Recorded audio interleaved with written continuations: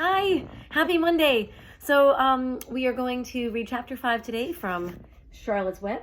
And I don't know if you remember from the last time we read, but Wilbur was just desperately lonely.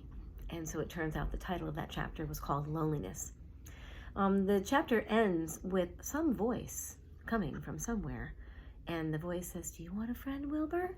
I'll be a friend to you. I've watched you all day and I like you." So I'm going to start with this next chapter, chapter 5. It's called Charlotte. Oh. The night seemed long. Wilbur's stomach was empty and his mind was full. And when your stomach is empty and your mind is full, well, it's always hard to sleep.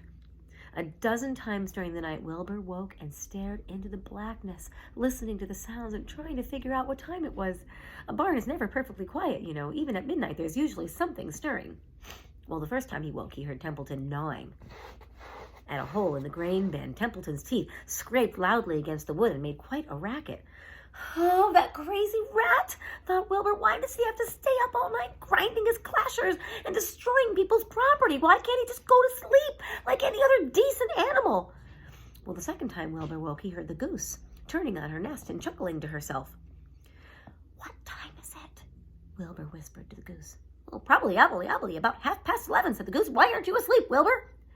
"Oh, well, there's too many things on my mind," said Wilbur. "Well," said the goose, "that's not my trouble. I have nothing at all on my mind, but I've got too many things under my behind. Have you ever tried to sleep while sitting on 8 eggs?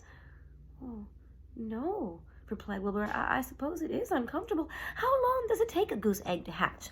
"Well, approximately 30 days all told," answered the goose, "but I cheat a little. On a warm afternoon, I just pull a little straw over the egg and I go out for a walk." Oh, Wilbur yawned and went back to sleep. In his dreams, he heard again the voice saying, "I'll be a friend to you. Oh, go to sleep. Go to sleep. Oh, you'll see me in the morning." About half an hour before dawn, Wilbur woke and listened. The barn was still dark. The sheep lay motionless. Even the goose was quiet. Overhead, on the main floor, nothing stirred. The clouds were resting. The horses dozed. Templeton had quit work and gone off somewhere on an errand. The only sound was a slight scraping noise from the rooftop, where the weather vanes swung back and forth.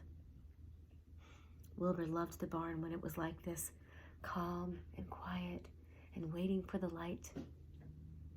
"Day is almost here," he thought. Through a small window, a faint gleam appeared. One by one, the stars went out. Wilbur could see a goose a few feet away. She sat with head tucked under wing.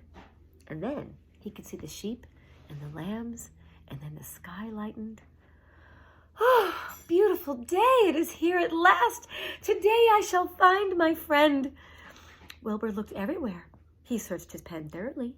He examined the window ledge, stared up at the ceiling, but he saw nothing new. And finally he decided he would have to speak up. He hated to break the lonely stillness of dawn by using his voice, but he couldn't think of any other way to locate the mysterious new friend who was now nowhere to be seen. So Wilbur cleared his throat. "Attention, please," he said in a loud, firm voice. "Will the party who addressed me at bedtime last night kindly make himself or herself known by giving an appropriate sign or signal?"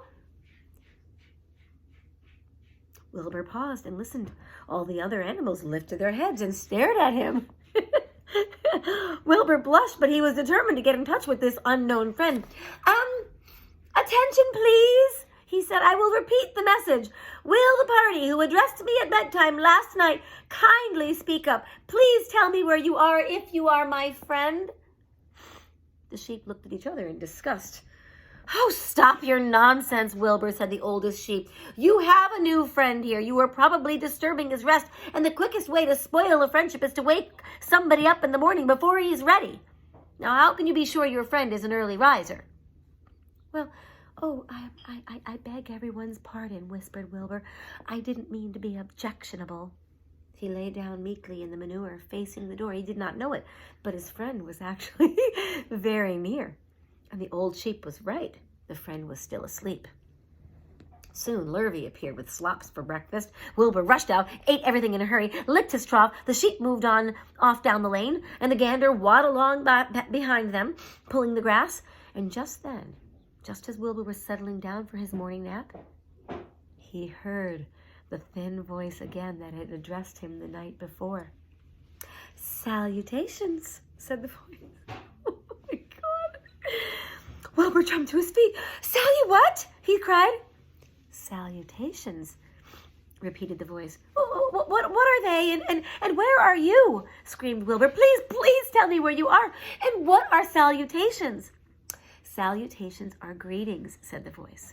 "When I say salutations, it's just my fancy way of saying hello or good morning. Actually, it's a silly expression, and I'm surprised that I use it at all. As for my whereabouts, well, that's easy. Just look up here in the corner of the doorway. Here I am. Look, I'm waving." Here's the picture.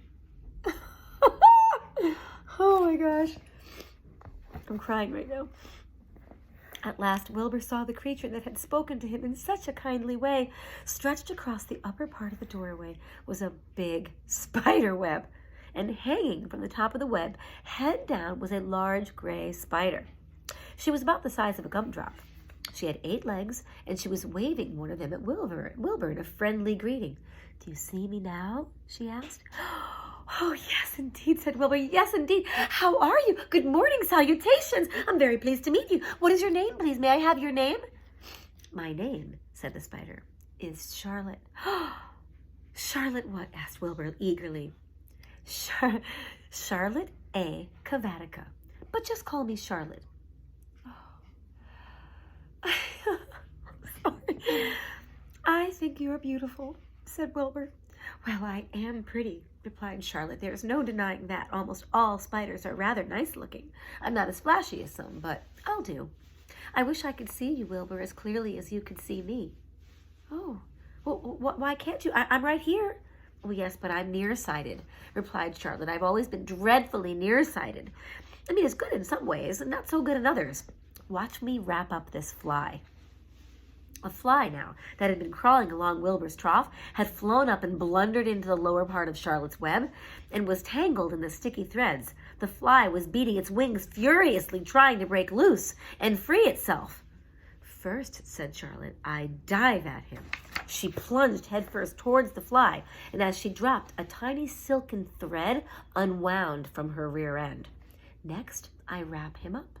She grabbed the fly, threw a few jets of silk around it, and rolled it over and over, wrapping it so that it couldn't move. Wilbur watched, oh my goodness, in horror. He couldn't hardly believe what he was seeing, and although he detested flies, he was sorry for this one.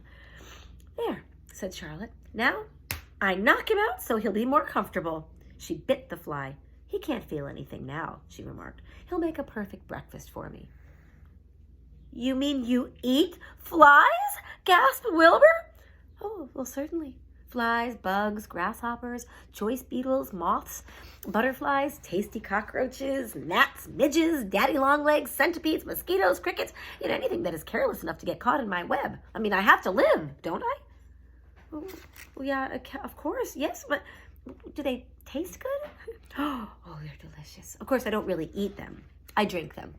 I drink their blood. Oh, I love blood," said Charlotte, and her pleasant, thin voice grew even thinner and more pleasant. Oh, no, don't say that," groaned Wilbur. "Please don't say things like that." "Well, why not? It's true.